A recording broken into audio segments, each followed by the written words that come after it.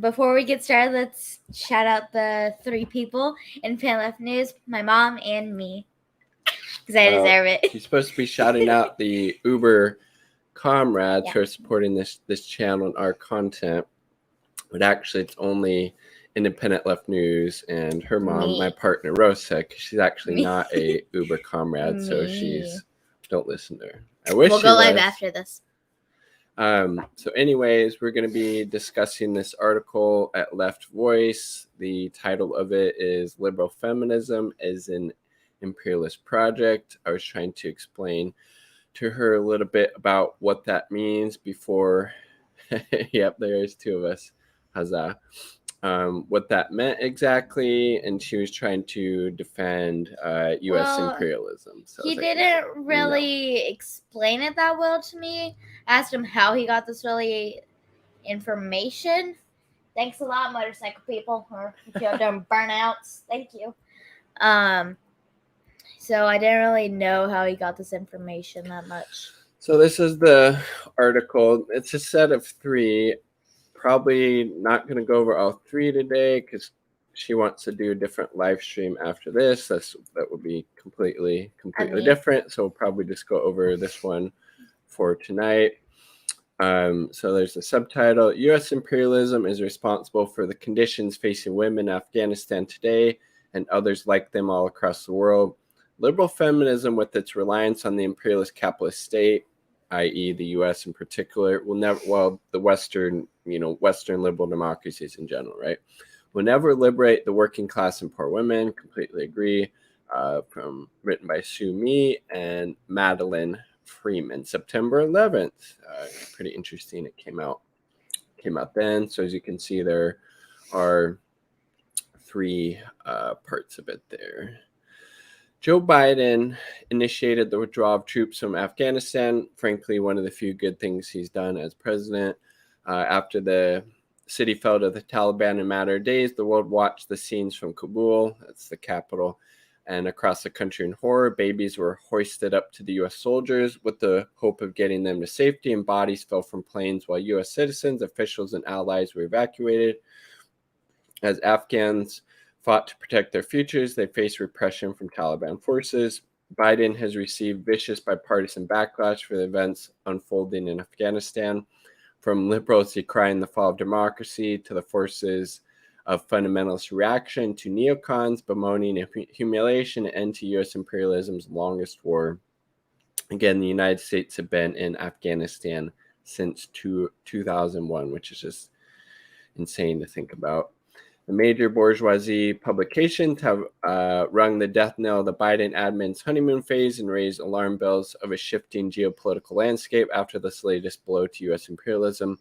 The sounds of the first major crisis the Biden administration are deafening. But above the din, a resounding chorus can be heard. What about Afghanistan's women and girls? National and international politicians, public figures, and analysts who were silent for years about the dire conditions facing women and children in Afghanistan when it was the U.S. bombs killing people in their homes and U.S.-backed militia commanders beating and killing women have suddenly found their voices again. Pretty convenient, right? A bipartisan group of senators led by Democrats Bob Menendez and Edward Markey has already signed a letter urging Secretary of State Blinken and Homeland Security Secretary Alejandro Mayorkas to take special measures to, quote, protect Afghan women, saying they are, quote, gravely concerned about the safety of women leaders, activists, judges, parliamentarians, and human rights defenders. Antonio Guterres, the Secretary General of the UN, said in a statement to the UN Security Council that he is particularly concerned by accounts of mounting human rights violations against the women and girls of Afghanistan who fear a return to the darkest days. Texas Republican Senator Michael McCall, an outspoken opponent of women's rights and abortion access, also suddenly expressed an overwhelming concern for the rights of women, saying, "We're seeing the nightmare unfold, unmitigated disaster of epic proportions. What I'm really worried about the most are the women left behind and what's going to happen." So the contradictions there, like he could, give a shit less about, women's rights in the U.S., but he's, feigning concern for, women in Afghanistan. Um, there's the WikiLeaks CIA report, use feminism to reduce Western opposition to military occupation of Afghanistan. I remember seeing that, huzzah, like the lengths that the U.S. empire, the military-industrial complex, will do to, reach their bloodthirsty ends. Really knows no bounds. Isn't that right? What? Exactly. No, you have to tell me before I can answer. The CIA, so the Central Intelligence Agency, is a part of the U.S. government, and they do all of these really just shady, messed up things, including like the army, the military. Well, it's slightly different than that, but People kinda, that control it. Yeah, they just do really just shady and messed up stuff. How? Like what Huzzah said, they used a WikiLeaks report showed they used feminism to reduce Western opposition to military occupation in Afghanistan. Pelosi was quick to say that she is deeply concerned about reports regarding the Taliban's brutal treatment of all Afghans, especially women and girls, and that the U.S. international community and the Afghan government must do everything we can to protect women and girls from inhumane treatment by the Taliban, which is interesting too, because where's this concern for the women and children and people in general at the border being put into these concentration camps, or these asylum seekers, these refugees just being deported back to their countries without any type of due process? Where's the concern for them? You get nothing, right? Make no mistake, the centralization of power by the Taliban, an ethnic religious nationalist group with extreme anti-women views, has already put hundreds of thousands of women and girls at risk, and portends the scaling back of gains made by the Afghan feminist movement over the last 2 decades. Report from the ground tells stories of women afraid to go outside for fear of being beaten by Taliban soldiers, women being turned away from their jobs, students forbidden from entering their universities, and activists fearing that their lives as targets appear on their backs for speaking out against the Taliban. Obviously, all of those things are messed up. How did they get this information? Well, this is what's been happening in Taliban, or I should say in Afghanistan, since the U.S. left. Well, that's my question though. How did they get this information? From people on the ground there, probably that are there, sending out these reports of what's going on. Let's see. And in the Taliban's advance across Afghanistan over the last 20 years has proved anything, it's that the rule means the brutal oppression of women as a means of social stabilization, robbing them of the freedoms of movement, bodily autonomy, and participation in public life. Despite the Taliban's assurance that there will be no violence against women in order to garner international support and recognition, we don't need to imagine what its rule will look like. The return of the Taliban to Afghanistan's metropolitan areas, most directly under the influence of the U.S., has been a reality for many women across the country for years. This has meant public beatings and executions, women refused medical care without a male chaperone, and young women denied access to education or the ability to earn money for their families after their fathers and brothers have been killed by Taliban forces, the Afghan army, or the U.S. Yet the outpouring of pious outrage on behalf of Afghanistan's women and girls is a morbid echo of the same deceitful reasons given for invading Afghanistan in 2001, which created the oppressive conditions for Afghan women for the last 2 decades. In fact, the women of Afghanistan have been treated as pawns of imperialism since before the Soviet occupation in 1979. Well, to my understanding, it was actually the socialist government in Afghanistan at that time had actually asked for the USSR, for the Soviets to come in. So I don't necessarily agree with that framing there. Used first as an excuse to meddle and invade, and then discarded as collateral damage in the quest for profits for foreign and domestic capitalists and influence in the region. Calls to save the women of Afghanistan from the clutches of reactionary Taliban in the name of human rights and democracy are little more than a renewed justification for continued imperialist interventions in Afghanistan and elsewhere. That's all they are. These people who are, feigning outrage about how the women are going to be treated under the Taliban, they don't really care. It's just to serve the imperial interest of the U.S. empire. For CIA Red Empire? Cell formed to do war. Gaming Post. Oh, that sounds interesting. What's the Empire? Well, the U.S. is a empire because we have 60 to 70. What is it? No, 700 plus military bases in 60 or 70 countries, 60 to 70 countries overseas. And we're a decaying empire because look at what's happening here in the United States. We don't have universal health care. We have high rates of income and wealth inequality. We have the world's largest prison system, yet supposedly we're the land of the free. So we keep spending money on all these wars and occupations while the imperial core here in the U.S. is, has been crumbling. Kind of really no land is from the free. Huh? Is it really no land is from the free? What do you mean? Well, like, there's no really happy place except for kind of Hawaii. Well, I mean, treat their people horribly.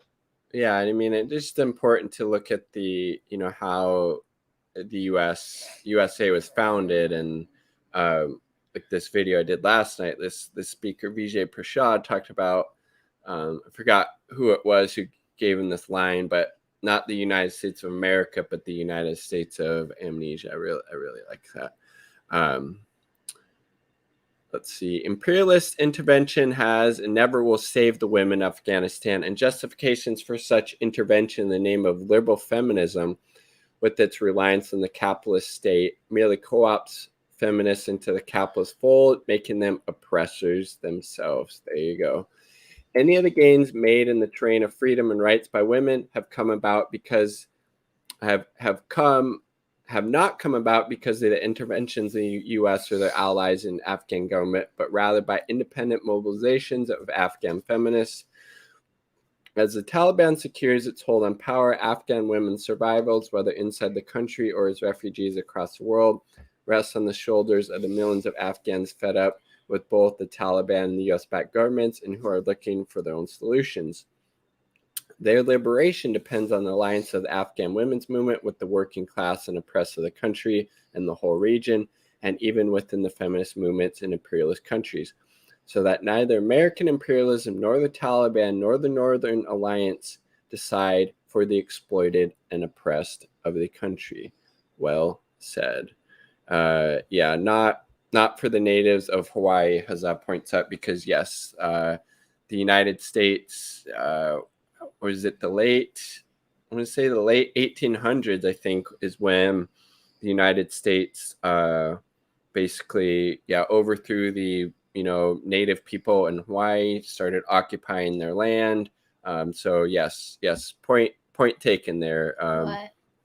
Well, the native people in Hawaii don't necessarily want to be or have wanted to be a part of the United States, and especially that they're have these, we've been to the Big Island, and there's, a military base there on this very sacred part, this very sacred part of the land, and this, this volcano that's very, sacred to Hawaiians and and their culture and history. So point taken. A brief snapshot of conditions across Afghanistan is enough to show definitively that 20 years of U.S. intervention in its imposition of imperialist feminism at gunpoint has, far from drastically improving the lives of the majority of women in the country, directly ensured their continued oppression. Proponents of the Afghan war and liberal feminism like to point to a selection of women journalists, doctors, and other professionals, as well as the occasional politician and capitalist in Afghanistan's major cities, to show the positive influence of U.S. capitalism. They also ignore the millions of working class and poor women who have been repeatedly displaced, impoverished, maimed, and killed in the course of a civil war waged with U.S. support for several decades. How much more is there? There's a good bit. Jesus. On the first part? Not only did the U.S. play a pivotal role in the creation of the Taliban and support fundamentalist militias in order to humiliate the occupying Soviet Union, but since switching sides in the 1990s and initiating its own invasion in 2001, and again, in 2001, the Taliban had actually offered to surrender to the United States But the U.S. didn't want that because they wanted to, flex their muscle. But Bin Laden is right. They were proved to be a paper tiger. Well, I think I learned enough for tonight. I'm very tired, but I will make that other live video. The rich people are still buying up all the land there, blocking up access to reserves and stuff. Yeah, I saw on Have fun. what was it? What's I that wanna other mention- island? Not the Big Island, but Which one? There's a bunch of where Mark Why? Zuckerberg of Facebook is buying up like hundreds or thousands of acres there for fucking his bullshit, right? I saw Western media to try to spin a story that women can't work in hospitals after the Taliban. And I saw a press TV report, women can work in hospitals, but nobody has been paid for 3 months. Yeah, and why do you think that is? The U.S. isn't allowing the Taliban government access to the funds. They're the U.S. is sanctioning them. I don't think they're going to be able to get any type of loans or credit from like the IMF or World Bank, and which obviously two fucked up institutions to begin with because of the structural readjustment programs that often come with getting those type of loans from the World Bank or the IMF. And also because of the US sanctions, it's going to make it very difficult to get humanitarian aid into the country as well. So it's frankly it was bad when the US was there, but because of the US, the soft power that you're talking about, it's probably going to get even worse for the most vulnerable and marginalized people in Afghanistan. Let's see. U.S. forces in Afghanistan enable and participate in countless instances of violence against women by leaders of the Northern Alliance and other groups who oppose the Taliban, as Tariq Ali writes. As for the status of women, nothing much has changed. There's been little social progress outside the NGO-infested Green Zone. Despite repeated requests from journalists and campaigners, no reliable figures have been released on the sex work industry that grew to service the occupying armies. And we see that, anytime a occupying force comes into a country that, that the sex work field, balloons to crazy numbers. That same thing happened in, Vietnam as well. Nor are there credible rape statistics. Although U.S. soldiers frequently use sexual violence against terror suspects, raped Afghan civilians, and green-lighted child abuse by allied militias. But, all the people talking about, what about the women? What about the children? What about the girls in Afghanistan? Probably quite silent about all these other fucked up things the United States did to Afghanistan and the women and girls there, right, during that just brutal 20-year occupation. Even as they decried the Taliban's treatment of women, the U.S. backed the Northern Alliance, which again wasn't a whole lot, if any, better with this issue than the Taliban, and offered it international recognition at the level of the UN, despite the fact they have few ideological differences with the Taliban when it comes to the rights of women. Many of those leaders had positions in Afghan government until the Taliban took over in mid-August. This is to say nothing of the toll the Afghan war has taken on the Afghans living in the region or displaced from the homes in the course of the war. Women and children have borne the brunt of the violence, first under the eye of the Soviet Union, then under the Taliban, then under the Islamic Republic of Afghanistan and U.S. forces. According to official reports, over 71,000 civilians have died as a direct result of the conflict in Afghanistan and Pakistan, at least 7,679 of which were children. Since 2010, more than 3,000 women have died as a result of the fighting and over 7,000 injured. According to a recent report by the UN, more women and children were killed and wounded in Afghanistan in the first half of 2021 than in the first 6 months of any year since records began in 2009. Of course, the actual numbers are likely quite higher and do not take into account hundreds of thousands of people who have died from hunger, disease, and injury. At the time of Kabul's fall to the Taliban in mid-August, there were more than 3.5 million people displaced within Afghanistan. living in makeshift shelters without adequate access to water, healthcare, and food. Of the 555,000 people displaced this year alone, 80% are women and girls. This is to say nothing of the millions of Afghan refugees who have fled their country to escape persecution and poverty, only to face similar conditions in countries like Iran, Turkey, and Germany. U.S. intervention in the constant civil war while creating profits for U.S. weapons manufacturers and lining the pockets of Afghan and Taliban officials created conditions of extreme poverty, which undermined Afghan feminists' ongoing struggle to fight for their lives and expanded rights. 2020 reported 47.3% of the population lived below the national poverty line. The unemployment rate in Afghanistan is over 11%, probably much higher, with much higher rates among women than men. More women may have entered the workforce since power was seized from the Taliban in 2001, but the majority face precarious conditions and low pay. It's, anywhere that's, a capitalist system exists, right? While literacy rates have improved among women in certain areas of Afghanistan, among teenage girls, it's still 37%. These conditions, coupled with repressive laws and violently enforced religious practices, have made millions of women in Afghanistan dependent not only on male partners and family members for survival, but also on militias and warlords armed with American weapons. These are the material underpinnings of sexism and high rates of violence against women in the region. The U.S. invaded Afghanistan using, among other things, the excuse of rescuing Afghanistan's women and children from fundamentalist Islam, but its nation-building and war profiteering priorities have been clear from the start. U.S. has spent over $2 trillion, and yet 2020, 47.3% of the population lived below the poverty line, high rates of unemployment. But its nation building and war profiteering priorities have been clear from the start. Nearly 1,000 times more money on its military interventions and on women's rights. So again, it was never about women's rights, promoting democracy, human rights, any of that shit. It was just all a smokescreen for the interest of the, U.S. empire.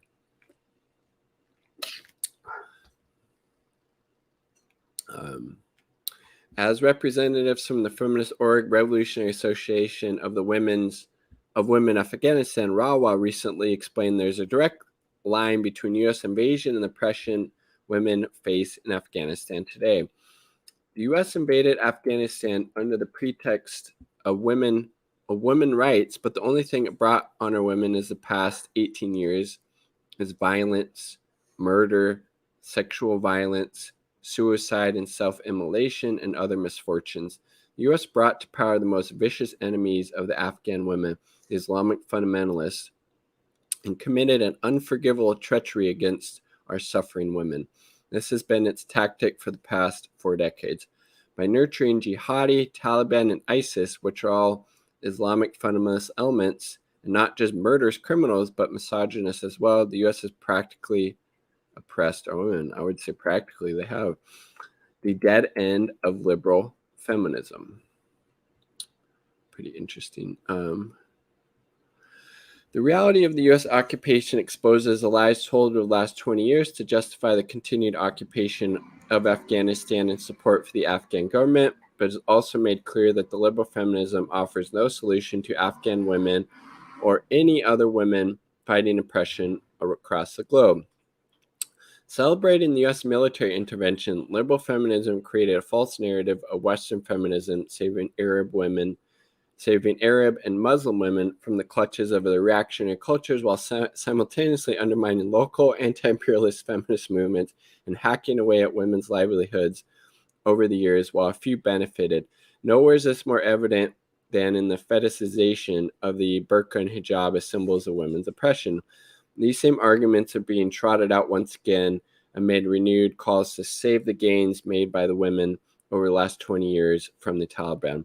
Not only does this obscure the fact that sexism is far from being eradicated in Western countries, and that a majority of working class and poor women in imperialist nations like the U.S. also suffer gender oppression at the hands of the state, but ignores two important elements. First, the conditions give rise to women's oppression in specific social and political circumstances, painting the clash of civilizations as one of democracy against terrorism, culture against culture. And second, the critical role that sexism plays in sustaining the capitalist economy. Yes, 100%. The ideology of liberal feminism is built on the economic foundations of neoliberal capitalism. It claims that the way to fight sexism is through a combination of hardened individualism, participation in the free market, and cooperation with the capitalist state to make women and men equal under capitalist democracy. It promises that a rising tide for some will lift all boats, but in the end ensures the freedom of a small selection of women built on the exploitation of the vast majority of the working poor. And we see that, wherever these, capitalist systems, operate. That's why liberal feminists are quick to draw on the plight of Afghan women, entrepreneurs, and politicians in a political posturing, but conveniently seem to forget the millions of women who work for them for low wages, the women who have been thrown into abject poverty as a result of their policies and prolonged war, or even the millions of Afghan refugees who have escaped the Taliban only to be treated as second-class citizens in foreign countries. They see the way forward in Afghanistan as being paid by NGO-sponsored programs to encourage opportunities for women and entrepreneurs and professionals who will then produce profits, if not directly for U.S. capitalists, for their allies and local governments. Meanwhile, those NGOs abandon and impoverish many more women than they hoped, as Rafi Zakaria explains. Hundreds of millions in development aid that the U.S. poured into its Savior Industrial Complex relied on second-wave feminist assumptions that women's liberation was the automatic consequence of women's participation in the capitalist economy, and when that couldn't be, further from the truth, right? But as we've already explained, conditions for the vast majority of women in Afghanistan today who rely mostly on foreign aid to survive and prop up much of the Afghan economy through informal and unpaid labor shows the utopian delusion of meritocracy in capitalist society. There's no meritocracy in a capitalist society. That's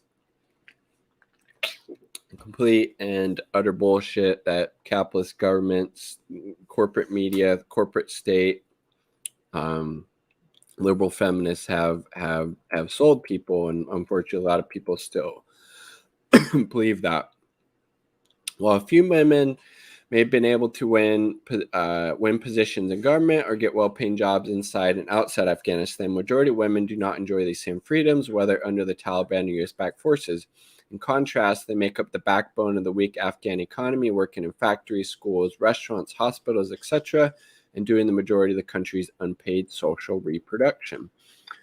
Though it may take different forms, liberal feminism ultimately relies on the capitalist state to carry out women's liberation, which again, it's not capable of doing that. Paradoxically pinning its hopes on the very institutions that assure women's subjugation in the first place. The last 20 years in Afghanistan paint this picture quite clearly. On paper, Afghanistan was the most progressive constitution in the region. It states unequivocally that men and women are equal before the law. It makes provisions for women to participate in the government. Several laws passed since then have sought to expand on those rights and protections, particularly the 2009 Elimination of Violence Against Women law, which mandates punishment for 22 acts of violence against women, including rape, and obliges the government to take specific actions to prevent violence and assist victims. It also criminalizes violations of women's civil rights, including depriving a woman of her inheritance or preventing a woman from pursuing work or an education. But as Lenin states, equality in law is not the same thing as equality in life. 100%. You might say, all men and women are created equal, but in life, fortunately, usually not the case, especially especially under a capitalist system. Women can be weapons of weapons company CO2s. Woohoo! Yes, all aboard the woke liberal feminism train. You too can be a CEO at Raytheon or General Dynamics or Boeing or GE. You too can rain hellfire on the poor and oppressed, including men, women, and children in the global South. Yay! Yay for liberal feminism. Point well taken, Huzzah. Let's see. The Constitution and the EVA have never been fully implemented anywhere in Afghanistan. Government institutions, from the police to the courts, and actively undermine what little protections these documents aim to provide. Further, the Constitution stipulates that EVA and the subsequent legislation also is subject to legitimate legal challenges by applications of Sharia law and the restricted 1976 Penal Code, allowing religion to be weaponized by the state to subjugate women for the benefit of a false social stability. Moreover, what little protection women in Afghanistan have won over the years are under constant attack by reactionary elements inside the Afghan government and Taliban forces outside the major cities. So while feminists in imperialist countries might like to pat themselves on the back for supporting the overthrow of the Taliban in 2001 and the institution of a government that made certain reforms by presidential decree, the reality of inequality and gender violence at the hands of the partners, the militias, and the state tells a different story of vast gender oppression in the country. According to a report by the UN Global Database on Violence Against Women, 46% of Afghan women have reported instances of sexual or physical assault from partners in the last 12 months. As Oxfam reports, 87% of all women of Afghanistan experience some type of violence daily. Like, that's nuts. What cases do get reported are often thrown out or ignored by the police, who side with abusers to keep women in their place. In many cases, the police themselves are the ones carrying out these acts of violence. I mean, see that these acts of violence just, differently in the United States from the police here, right? Let's see. As the Afghan Independent Human Rights Commission recently reported, nearly 50% of honor killings and sexual assaults carried out against women last 2 years were by police. Jesus Christ. The liberal feminist answer to these obstacles is to rely more heavily on the state and its auxiliaries and the NGOs, giving more funding to international women's safety programs in the police, and to increase women's representation in government. They took the limited number of women in the Afghan government before it fell to the Taliban as a sign of progress and equality, but that's just more of like, a couple people in high places doing good while the masses are still suffering, right? Tokenism, if you will. Nowhere is this more grossly demonstrated than by the scenes of women politicians taking part in peace negotiations with the Taliban, with the U.S. acting as a mediator during the intra-Afghan peace talks in 2020, with the withdrawal of U.S. troops and the failure of U.S. imperialism in Afghanistan. Liberal feminists are once again searching for ways to save Afghan women from the very conditions the U.S. created in the country. So maybe more U.S. imperialism, more U.S. intervention, more war, more death, more destruction, more violence through the U.S., probably not the best way to save Afghan women. With increased U.S. intervention off the table for now, the horizons are limited for calling for, again, the sanctions, the soft power, that can frankly be just as destructive, just as deadly as, bombs or drone strikes. A massive program of relocating Afghan women who have benefited the most from U.S. occupation and donations to NGOs. As countless historical examples have shown, these non-solutions will undoubtedly lead to further hardships for the Afghan women left behind to deal with the Taliban rule. Rather than pressuring politicians, sanctions merely place more burden on the working class and oppressed. Yes. Any country that the U.S. is sanctioning right now, and there are frankly almost too many to name, the most vulnerable, the oppressed, and the marginalized are always the ones who will feel, the brunt of those, not the people in power. Let's see. Rather than pressuring politicians, sanctions, I read that. A relocation program that picks and chooses only those women who the U.S. deems worthy leaves millions of most vulnerable women even more exposed to poverty, displacement, and violence. Donating to NGOs is just imperialist intervention in another form, integrating certain sectors of semi-colonial economies further into capitalist fold and putting a band-aid on increasing social disintegration. U.S. imperialism is responsible for the conditions facing women in Afghanistan today and others like them all across the world. Liberal feminism, with all of its reliance on the imperialist capitalist state, is a dead end when it comes to the liberation of the working class and poor women. Liberal feminism presents us with an alternative where the economic liberation of a small fraction of women is brought about by the devastating bombs of the American state. We must reject this alternative, which claims that supporting the Democratic Party is a lesser evil when the Afghan tragedy is responsibility of the bipartisan regime. Completely true. In the United States, a truly anti-imperialist feminism must be at the forefront in the struggle against U.S. occupation of Afghanistan or any country, frankly, which will not cease just because the troops have been pulled out. We must build a strong feminist and anti-imperialist movement in the heart of the beast to fight immediately for open borders for Afghan refugees, 100%, and refugees coming from anywhere in the world, frankly.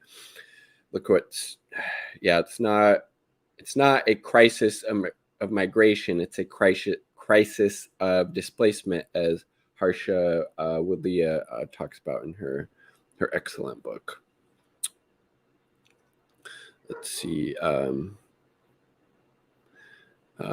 Oppose U.S. sanctions and an end to U.S. bombing campaigns, and for the self-determination of the Afghan people. That is the important part, and that is the part that these liberal feminists do not get. That's interesting. I'm going to have to look at that later. French Communist Party condemns the slogan, "Everyone hates the police." Huh. Interesting.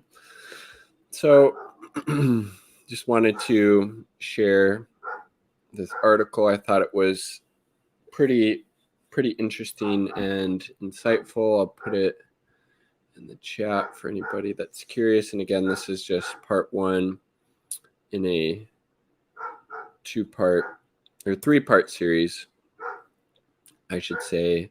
Let's see. I'm just going to click on and see what the other 2 are about real quick. This is quite a lengthy little article I just went through, though. Let's see. The second one's called Feminism. Feminist struggles at the heart of class struggle in Afghanistan. I like that. Part 3.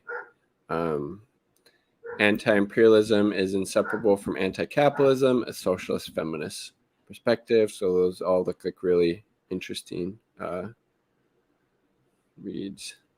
Yellow vest protests were going off yesterday.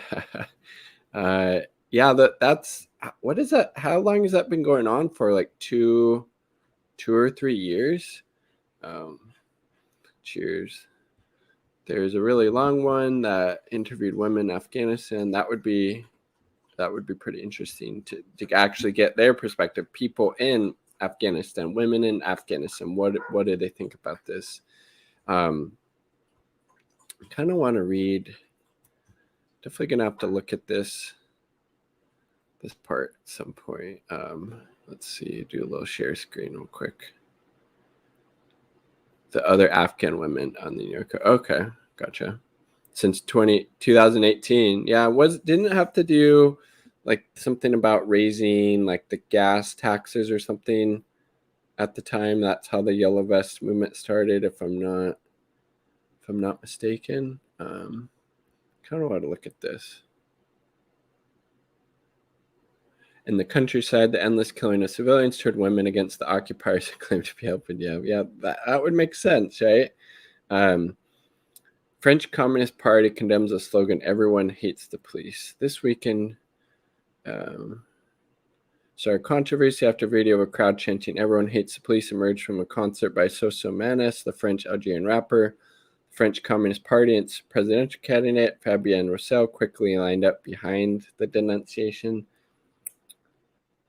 I mean, this is who French Communist Party, the leader, is defending. Is that just like a political ploy or something? I mean, my perspective, at least in capitalist countries, the police are very much the enemy of the working class.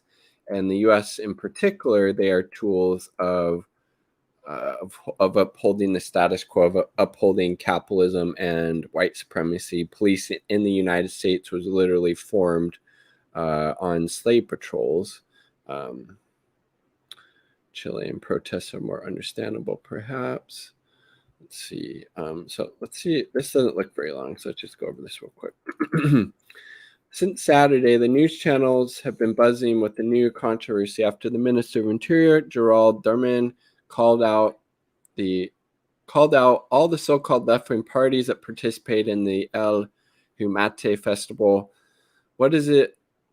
What's it all about? A video of the concert by rapper Sosa Manus, in which a crowd can be heard chanting, "Everyone hates the police," which the rapper himself picks up.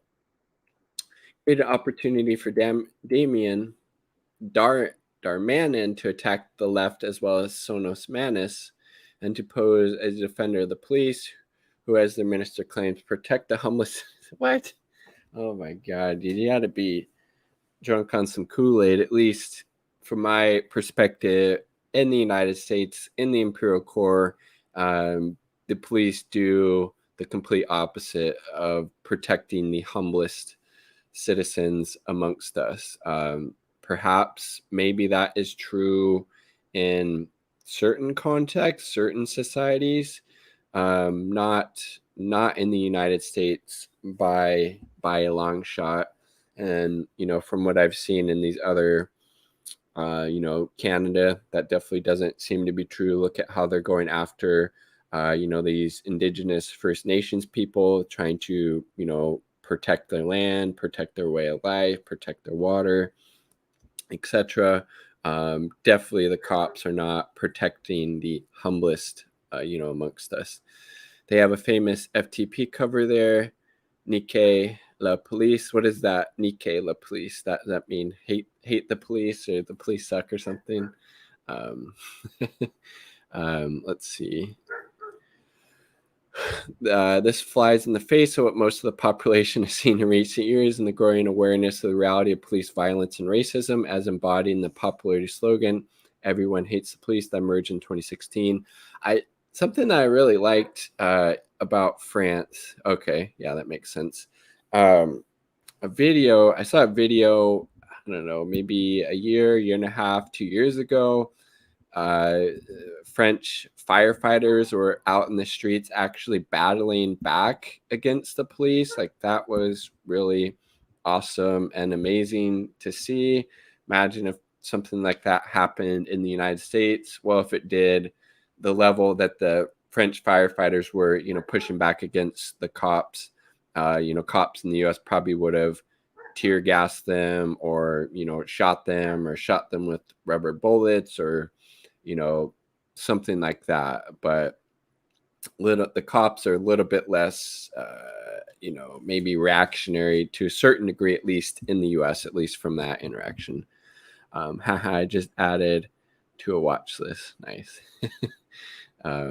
But yeah, actually, I think I made a video about that, but then it got like a copyright strike or something for some reason. But like, wow, that was really awesome to see the French firefighters, out in the streets, battling the police, pushing back against them. Like, that was fucking awesome. The police unions have all spoken out in unison with Darman's condemnation as the right and far right, but some on the left have also joined the chorus. Dianabi Diop, spokesperson for the Socialist Party, went on BFM TV and condemned the ignominious remarks. The French Communist Party, PCF, organizer of the El Humate Festival, named for the PSC newspaper, so the French Communist Party newspaper, sounded the same note. Interviewed by BFM TV on Sunday, Fabien Roussel, the PFC's presidential candidate, insisted only a few said that, but then he went on to strongly condemn the comments and said he defends the job of peacemakers police gendarmes and officers who have to work under such. Oh my god, dude, that really not a good look. Cops in Paris have semi-auto rifles. Okay, so similar to the cops in the United States, right? I think cops here have like AR-15s, which I think are semi-automatic rifles, pistols. They have SWAT teams with highly, militarized, all kinds of crazy shit. All the types of military technology that the cops in the United States have. It's frankly pretty mind-boggling. And that's very puzzling though to me that the French Communist Party and the Socialist Party are standing up for cops. When in these two contexts, like, they're definitely the enemies of the working class, of the vulnerable, of the marginalized. They're not. They've never been on the right side of any type of social movements in the history of the United States that I've seen. Whether it's suppressing workers that are on strike, suppressing people very violently who are during the Black Lives Matter movement, which again was sparked by police brutality, by police indiscriminately murdering people, particularly black people. The ones in Paris seem to be stationed near the train stations and stuff. Remember 2015? The cops, is that what you're talking about? The cops seem to be stationed by the train station. This comes as no surprise from the left forces that joined the infamous demonstrations by police unions last May. Again, the police, at least in these Western liberal democracies, are not part of the working class. They are enemies of the working class. Perhaps I could say, there could be some nuance if this was a, socialist country that we were talking about, perhaps, and they were actually, trying to, maybe keep in check counter-revolutionary or reactionary forces that were trying to overthrow the socialist project. Then I could say, okay, having cops in that circumstance could be, allies or friends of the working people, of the working class. But in so-called capitalist Western democracies, cops are the enemies of the working class. I've yet to see any evidence, that would convince me otherwise. The PCF has strongly embraced the French government's security camp. Oh, but geez, so that's the goddamn. The French Communist Party is like fucking off the rails, just horrible here. Like, how is this position any different than what a typical liberal or conservative party? This is no different than like what the Democrat or Republican Party politicians, people running for president would say. Like, no different. The French Communist Party, what they're saying here with regards to their support for the police, no different than what you would hear a liberal or a conservative say. Massive terrorist attack in 2015, but I remember there in the 2000s. Okay. Wow. So that's frankly pretty surprising.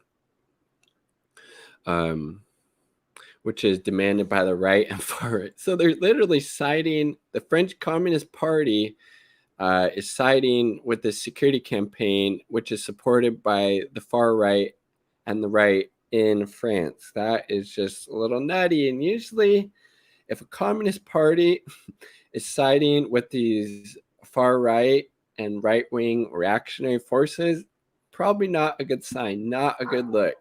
French Communist Party, get your fucking shit together. This ain't it.